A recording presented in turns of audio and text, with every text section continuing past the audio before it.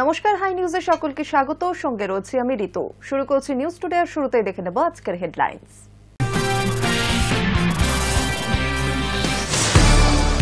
বাংলায় নির্বাচনের আগে উন্নয়নের খতিয়ান তুলে ধরলেন মুখ্যমন্ত্রী মমতা বন্দ্যোপাধ্যায়। মঙ্গলবার নবান্নে প্রশাসনিক বৈঠকে 14 বছরের খতিয়ান তুলে ধরেছেন মুখ্যমন্ত্রী। এসআইআর আতঙ্কে মৃতদের পরিবারের পাশে রাজ্য, 2 লক্ষ টাকা ঘোষণা মুখ্যমন্ত্রীর। এসআইআর আতঙ্কে রাজ্যে 39 জনের মৃত্যু হয়েছে বলে জানালেন মুখ্যমন্ত্রী মমতা বন্দ্যোপাধ্যায়।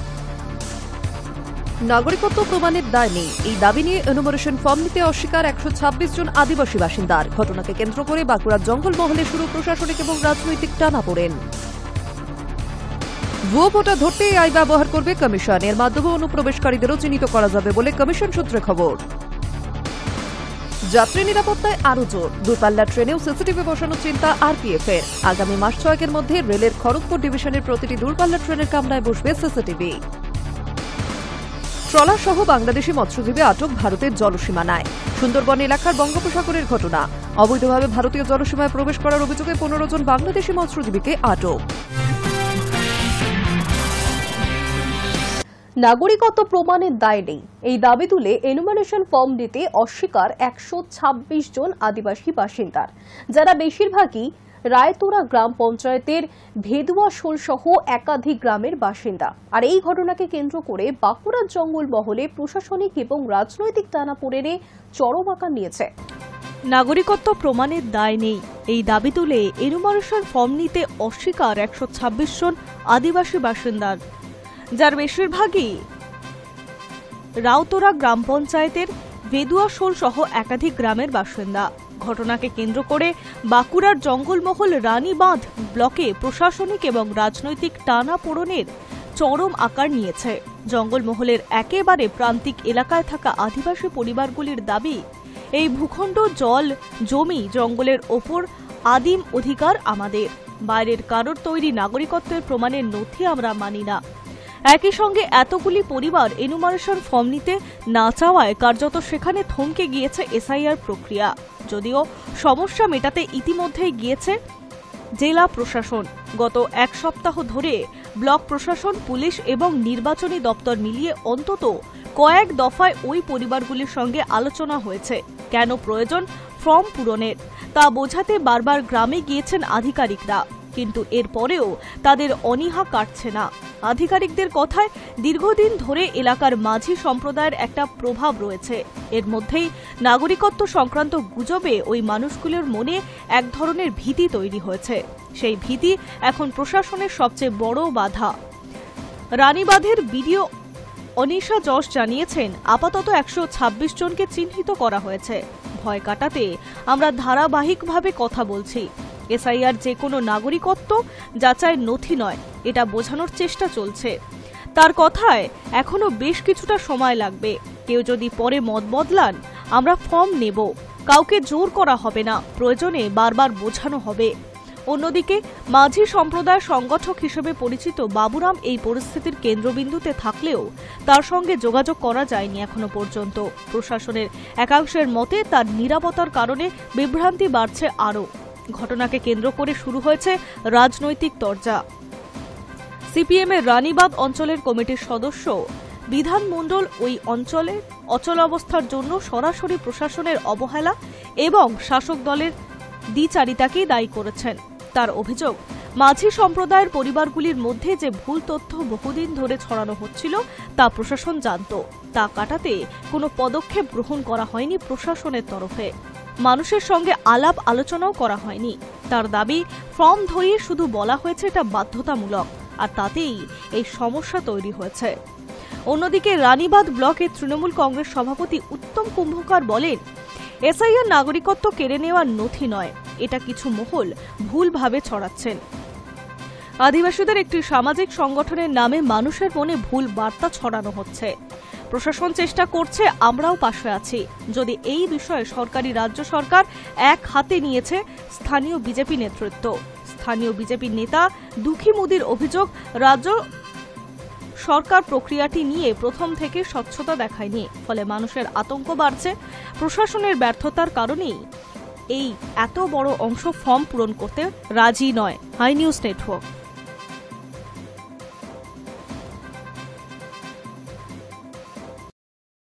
সাইবার নিরাপত্তায় আরও জোর দিচ্ছে কেন্দ্রীয় সরকার। সাইবার সুরক্ষা সংক্রান্ত সরকারি অ্যাপ সঞ্চার সাথী ব্যবহার বৃদ্ধিতেও গুরুত্ব দিচ্ছে সরকার। এবার থেকে নতুন মোবাইলগুলিতে আগে থেকে ইনস্টল করা থাকতে হবে সঞ্চার সাথী অ্যাপ। সাইবার নিরাপত্তায় আরও জোর দিচ্ছে কেন্দ্রীয় সরকার। সাইবার সুরক্ষা সংক্রান্ত সরকারি অ্যাপ সঞ্চার সাথী ব্যবহার বৃদ্ধিতে গুরুত্ব দিচ্ছে সরকার। এবার থেকে নতুন মোবাইলগুলিতে আগে থেকে ইনস্টল করা থাকতে হবে সঞ্চার সাথী অ্যাপ। এমনই ব্যবস্থা রাখতে হবে যাতে ব্যবহারকারীরা মোবাইল কেনার পরেও ওই অ্যাপটি ডিলিট করতে না পারে। এই মর্মে ইতিমধ্যেই মোবাইল প্রস্তুতকারী সংস্থাগুলিকে প্রয়োজনীয় বার্তাও দিয়েছে কেন্দ্র। প্রতিবেদনটি প্রকাশের সময় পর্যন্ত এই বিষয়ে সরকারিভাবে কোনো মন্তব্য প্রকাশ আসেনি। তবে রয়টার্স জানিয়েছে, অ্যাপল, স্যামসাং, শাওমি, ভিভো সহ বিভিন্ন সংস্থাকে এই কথা জানিয়ে দিয়েছে কেন্দ্র। গত 28শে নভেম্বর ওই নির্দেশিকায় মোবাইলে প্রস্তুতকারী সংস্থাগুলিকে 90 দিনের সময় দেওয়া হয়েছে। নতুন মোবাইলগুলিতে ওই অ্যাপ আগে থেকে ইনস্টল থাকার বিষয়টিও চিহ্নিত করতে বলা হয়েছে সংস্থাগুলিকে। যে মোবাইলগুলি ইতিমধ্যেই বাজারে এসে গিয়েছে সেগুলিতে সফটওয়্যার আপডেটের মাধ্যমে ওই সরকারি অ্যাপটি প্রবেশ করিয়ে দেওয়ার কথাও বলেছে কেন্দ্র। জানা যাচ্ছে, নির্দেশিকাটি সর্বসাধারণের জন্য প্রকাশ্যে আনেননি কেন্দ্রীয় সরকার, তবে আলাদাভাবে প্রথম সারির বিভিন্ন মোবাইল প্রস্তুতকারী সংস্থাকে এই মর্মে প্রয়োজনীয় নির্দেশিকা দিয়েছে তারা। চলতি বছরের শুরুতেই সাইবার সুরক্ষা সংক্রান্ত এই অ্যাপটি প্রকাশ করে কেন্দ্র। টেলিযোগাযোগ মন্ত্রকের এই অ্যাপটি মোবাইল ব্যবহারকারীদের সাইবার সুরক্ষার জন্য অত্যন্ত কার্যকরী বলে মনে করছে কেন্দ্র। শুধু তাই নয়, হারানো মোবাইল খুঁজে বের করার ক্ষেত্রেও অ্যাপটি সাহায্য করবে।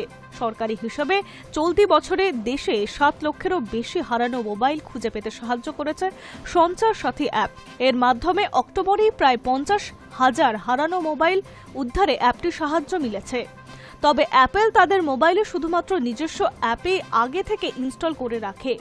কোনো ধরনের থার্ড পার্টি অ্যাপ বিক্রির আগে ইনস্টল করা সংস্থার নিজস্ব অভ্যন্তরীণ নীতিরই পরিপন্থী বলে দাবি সূত্রের। অতীতেও বিভিন্ন ধরনের সরকারের এই ধরনের অনুরোধ প্রত্যাখ্যান করছে তারা। সেক্ষেত্রে কেন্দ্রীয় সরকারের এই বার্তার পরেও তারা কি পদক্ষেপ গ্রহণ করবে তা নিয়ে ধোঁয়াশা রয়েছে। Hi news network.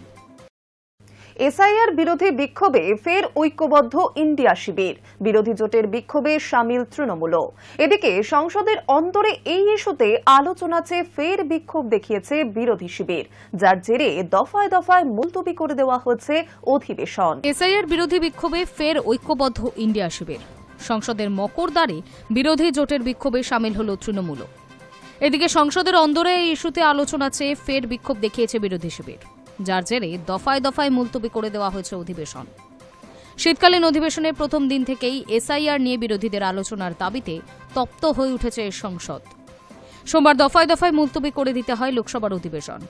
সেই একই ছবি মঙ্গলবারও।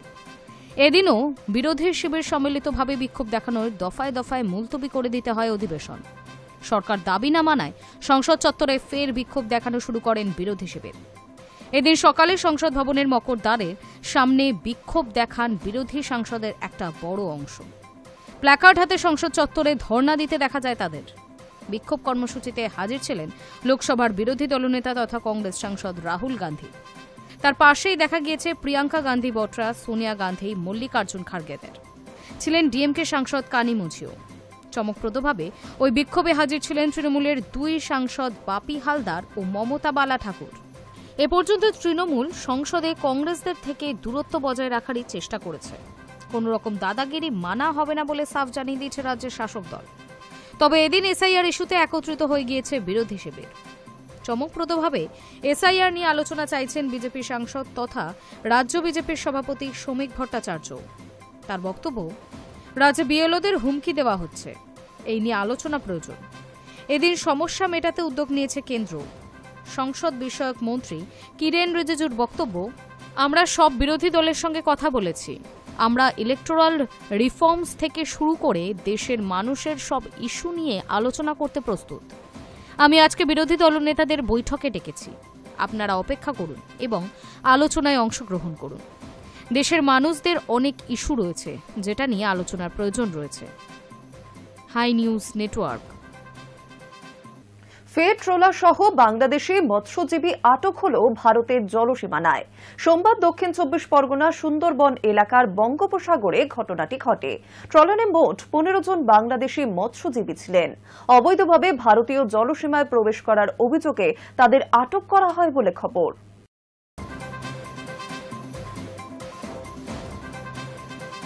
ফের ট্রলার সহ বাংলাদেশি মৎস্যজীবী আটক হল ভারতের জলসীমায়।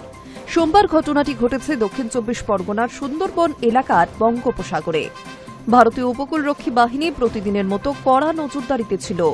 সেই সময় ভারতীয় জলসীমার মধ্যে ট্রলারটিকে সন্দেহজনকভাবে ঘোরাফেরা করতে দেখা যায়। দ্রুত ওই ট্রলারের কাছে পৌঁছে যায় উপকূলরক্ষী বাহিনী। দেখা যায় আল্লাহ মালিক নামে বাংলাদেশের ওই ট্রলারটি অবৈধভাবে ভারতের সীমানা অতিক্রম করেছে। ট্রলারে মোট 15 জন বাংলাদেশি মৎস্যজীবীও ছিলেন। অবৈধভাবে ভারতীয় জলসীমায় প্রবেশ করার অভিযোগে তাদের আটক করা হয়। বাংলাদেশি মৎস্যজীবীদের ট্রলার সহ দক্ষিণ 24 পরগনার ফ্রেজারগঞ্জ বন্দরে নিয়ে আসা হয়। পরে ওই বাংলাদেশি মৎস্যজীবীদের ফ্রেজারগঞ্জ উপকূল থানার পুলিশের হাতে তুলে দেওয়া হয়েছে। তাদের গ্রেফতার করা হয়েছে বলে প্রাথমিকভাবে খবর। পুলিশ ধৃত 15 জন বাংলাদেশি মৎস্যজীবীর বিরুদ্ধে অবৈধ অনুপ্রবেশ এবং ভারতীয় জলসীমার ভিতরে অবৈধভাবে মৎস্য শিকারের মামলাও রুজু করেছে। মঙ্গলবার তাদের কাকদ্বীপ মহকুমা আদালতে পেশ করার দিন। প্রসঙ্গত, নভেম্বর মাসের মাঝামাঝি একইভাবে প্রচুর সংখ্যায় বাংলাদেশি মৎস্যজীবী দফায় দফায় ভারতের জলসীমায় অনুপ্রবেশ করেছিল। সেই সময় তাদের পাকড়াও করে উপকূলরক্ষী বাহিনী। পরে তাদের পুলিশের হাতে তুলে দেওয়া হয়। কিন্তু কেন এই অনুপ্রবেশ? মাছ ধরার সময় নিছকে সীমানা ভুল করা, নাকি এর পিছনে অন্য কোনো উদ্দেশ্য আছে, সেই প্রশ্ন থাকছেই। প্রসঙ্গত, বাংলাদেশ থেকে জঙ্গিরা ভারতে ঢুকতে পারে এমন সতর্কতার কথা আগেই শোনা গিয়েছিল। সম্প্রতি দিল্লি বিস্ফোরণের পর সীমান্ত এলাকায় নজরদারি আরও বাড়ানো হয়েছে। জলপথেও সীমান্ত এলাকায় কড়া নজরদারি চলছে। Hi news network.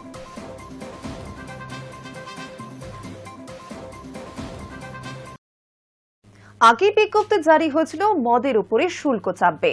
এবার তাতে শিলমোহর। পশ্চিমবঙ্গে কার্যকর হল মদের উপর অতিরিক্ত শুল্ক। নতুন নীতি বলবৎ হওয়ায় দেশি হোক কিংবা বিদেশি, বিয়ার বাদে প্রায় সব ধরনের মদের দাম বেড়ে গেল। আগেই বিজ্ঞপ্তি জারি হয়েছিল, তখন থেকেই মন খারাপ সুরাপ্রেমীদের। আর সোমবার সেই দিনেরই শুরু। পশ্চিমবঙ্গে কার্যকর হল মদের উপর অতিরিক্ত শুল্ক। নতুন নীতি বলবৎ হওয়ায় দেশি হোক কিংবা বিদেশি, বিয়ার বাদে প্রায় সব ধরনের মদের দাম বেড়ে গেল। নতুন শুল্ক কার্যকর হওয়ার ফলে 750 মিলিলিটারের বেশি মদের বোতলে দাম বেড়েছে গড়ে 30 থেকে 40 টাকা। 180 মিলিলিটারের বোতলে বেড়েছে 10 টাকা। দেশি মদের ক্ষেত্রেও প্রতিটি প্যাকেটে অতিরিক্ত প্রায় 10 টাকা বেশি দিতে হচ্ছে ক্রেতাদের। এর আগে বিক্রেতাদের নির্দেশ দেওয়া হয়েছিল 30 নভেম্বরের মধ্যে পুরনো দামে থাকা সমস্ত মজুদ বিক্রি করে ফেলতে হবে। 1 ডিসেম্বর থেকে বাজারে থাকা সব পণ্য আগের স্টক হোক বা নতুন স্টক, নতুন দামে বিক্রি করতে হবে। স্পষ্টভাবে জানানো হয়েছিল প্রতিটি বোতলে নতুন নিয়ম অনুযায়ী দামের স্টিকার লাগানো বাধ্যতামূলক। পুরনো দামে বিক্রি করতে ধরা পড়লে জরিমানা থেকে লাইসেন্স বাতিলের মতো শাস্তির ব্যবস্থা নেওয়া হবে। কেন এই দাম বৃদ্ধি? প্রশাসনের একটি অংশ মনে করছে নতুন শুল্ক চালুর মূল লক্ষ্য রাজস্ব বাড়ানো। তাদের হিসেব, অতিরিক্ত এই শুল্কের ফলে 2025-26 অর্থবর্ষে রাজ্যের কোষাগারে আসতে পারে প্রায় 4,000 কোটি টাকা বাড়তি আয়। রাজনৈতিক মহলের মতে আগামী বছর বিধানসভা নির্বাচনের আগে রাজস্ব বৃদ্ধির এই সিদ্ধান্ত সরকারের জন্য কৌশলগতভাবে গুরুত্বপূর্ণ হতে পারে। রাজস্ব বাড়লে সরকার বিভিন্ন জনকল্যাণমূলক প্রকল্পে বাড়তি অর্থ বিনিয়োগ করতে পারবে। অর্থ দপ্তরের এক কর্তার মন্তব্য, এই নতুন শুল্ক কাঠামো রাজ্যের রাজস্ব আয় বাড়াতে সাহায্য করবে। তবে কতটা বৃদ্ধি হতে পারে তা এখনই বলা সম্ভব নয়। প্রশাসনের মতে নতুন নীতি চালুর 1 মাস পরেই তার প্রভাব বোঝা যাবে। অন্যদিকে ডিসেম্বরে বাজারে সাময়িক অস্থিরতা দেখা দিতে পারে বলে আশঙ্কা প্রকাশ করছেন বিশেষজ্ঞরা। তবে তাদের আশা, ব্যবসায়ীরা আগাম প্রস্তুতি নিলে বড় জটিলতা হবে না। Hi news network.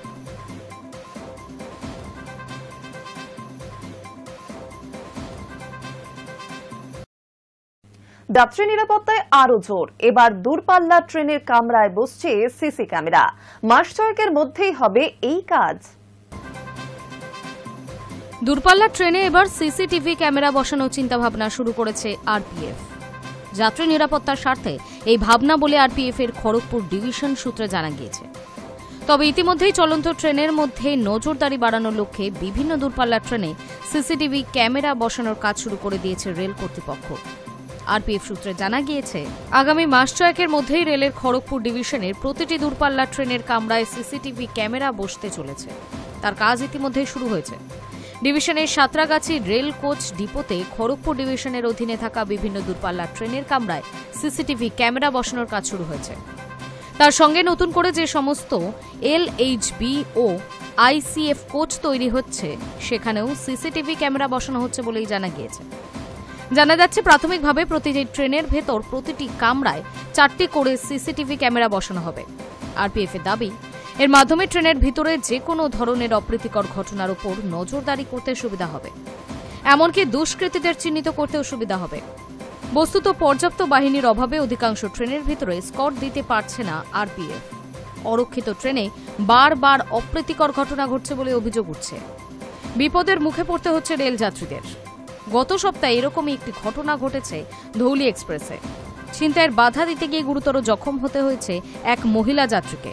ট্রেনের শৌচাগার থেকে বেরিয়ে হাত ধুয়ে সিটে যাওয়ার সময় দুই দুষ্কৃতী তার গলার সোনার হার ছিনতাই করার চেষ্টা করে।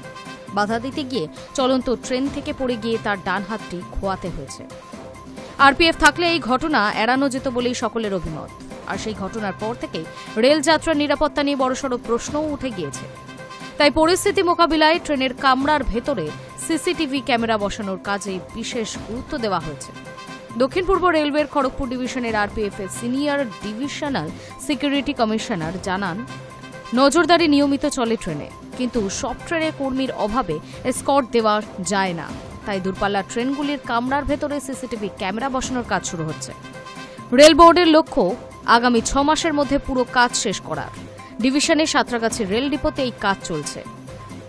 এদিকে রেল সূত্রে জানা গেছে, মাস 4 আগেই রেল বোর্ডের পক্ষ থেকে এই ব্যাপারে একটি নির্দেশিকা এসেছিল। তাতে ঠিক হয়েছে, দেশের প্রতিটি ট্রেনেই কামরার ভেতর সিসিটিভি ক্যামেরা বসানো হবে। দেশ জুড়ে মোট ৭৪,০০০ ট্রেনের কামরার ভেতরে সিসিটিভি ক্যামেরা বসানো হবে বলে জানা গিয়েছে।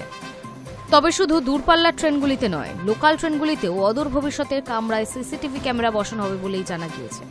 কারণ লোকাল ট্রেনে আরপিএফ এসকর্ট থাকে না বললেই চলে। ফলে লোকাল ট্রেনে যাত্রীদের নিরাপত্তা নিয়ে একটি আশঙ্কা থেকেই যায়। আরপিএফ এর খড়গপুর ডিভিশনের সিনিয়র সিকিউরিটি জানান, এখন অগ্রাধিকার ভিত্তিতে দূরপাল্লার ট্রেনগুলির কামরার ভেতরে সিসিটিভি ক্যামেরা বসানো হচ্ছে। পরবর্তীকালে লোকাল ট্রেনেও সিসিটিভি ক্যামেরা বসানো হবে। Hi news network. নজর রাখছি পরের খবরে। ফের খারাপ থেকে অতি খারাপ দিল্লির আবহাওয়া। মঙ্গলবার সকাল 6টায় দিল্লির দূষণের মাত্রা পৌঁছেছে 331-এ। আশা জাগছিল দিল্লির দূষণ বোধহয় এবার কমতে চলেছে, পরিস্থিতি হয়তো স্বাভাবিক হবে, কিন্তু সেই আশায় জল ঢেলে দিল মঙ্গলবারের আবহাওয়া। গত 2 দিন দূষণের মাত্রা তথা AQI ছিল খারাপ পর্যায়ে। এদিন ফের তা পৌঁছে গেল অতি খারাপ পর্যায়ে। মঙ্গলবার সকাল 6টায় দিল্লির দূষণের গড় মাত্রা ছিল 331।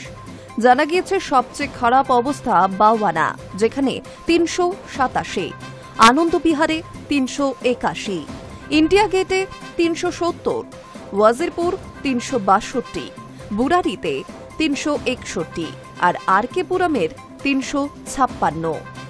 একমাত্র ইন্দিরা গান্ধী আন্তর্জাতিক বিমানবন্দরের পরিস্থিতি কিছুটা উন্নত, কিন্তু সেখানেও দূষণের মাত্রা 269, যা খারাপ পর্যায়ে রয়েছে। মঙ্গলবার সকাল থেকেই আকাশ কুয়াশার চাদরে ঢাকা, সামান্য দূরের জিনিসও চোখে পড়ছে না। এহেন পরিস্থিতিতে দূষণ যে শিশু ও বর্ষিয়ানদের জন্য বিপজ্জনক হয়ে উঠেছে, সতর্ক করছেন বিশেষজ্ঞরা। অনেকেরই চোখ জ্বালা এবং ক্রমাগত কাশির উপসর্গ রয়েছে। এই পরিস্থিতিতে জল স্প্রে করে দূষণকে নিয়ন্ত্রণ করার চেষ্টা হচ্ছে। প্রসঙ্গত, দীপাবলির পর থেকে বিষাক্ত হয়ে উঠেছে দিল্লির বাতাস, তাই ক্লাউড সিডিং এর ব্যবস্থা করেছিল দিল্লি সরকার। সম্প্রতি তার ট্রায়ালও হয়, কিন্তু বৃষ্টি হয়েছে না হওয়ার মতো। অথচ ইতিমধ্যে 3টি ব্যর্থ ট্রায়াল বাবদ প্রায় 1.07 কোটি টাকা খরচ হয়ে গিয়েছে। কিন্তু লাভের লাভ কিছুই হয়নি, বরং লাফিয়ে বেড়েছে দূষণ। প্রাক্তন আইপিএস অফিসার এবং বিজেপি নেত্রী কিরণ বেদি কয়েকদিন আগেই দাবি করেন রাজধানীর বর্তমান পরিস্থিতি কোভিডের সঙ্গে তুলনীয়। এই পরিস্থিতিতে আশা জাগাচ্ছিল রবিবার ও সোমবারের আবহাওয়া। দূষণের মাত্রা ছিল খারাপ পর্যায়ে। ভূমির কাছাকাছি বায়ুর বেগ বেশি থাকার ফলেই পরিস্থিতির সামান্য উন্নতি হয়েছে বলে মনে করছিল ওয়াকিবহাল মহল। কিন্তু মঙ্গলবার ফের দূষণের মাত্রা বাড়ায় উদ্বেগ আরও বাড়তে শুরু করল। High news network.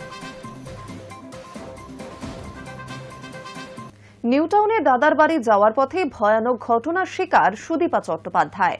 গাড়ি চালকের সঙ্গে বচসা থেকে ঝামেলা করায় হাতাহাতি পর্যন্ত। নিউটাউনে দাদার বাড়ি যাওয়ার পথে ভয়ানক ঘটনার শিকার সুদীপা চট্টোপাধ্যায়। বাড়ির গাড়ি ছেড়ে অ্যাপ ক্যাব বুক করেছিলেন সঞ্চালিকা, কিন্তু মাঝ রাস্তায় যে এহেন অনভিপ্রেত ঘটনার শিকার হতে হবে সেটা বোধহয় স্বপ্নেও কল্পনা করতে পারেনি।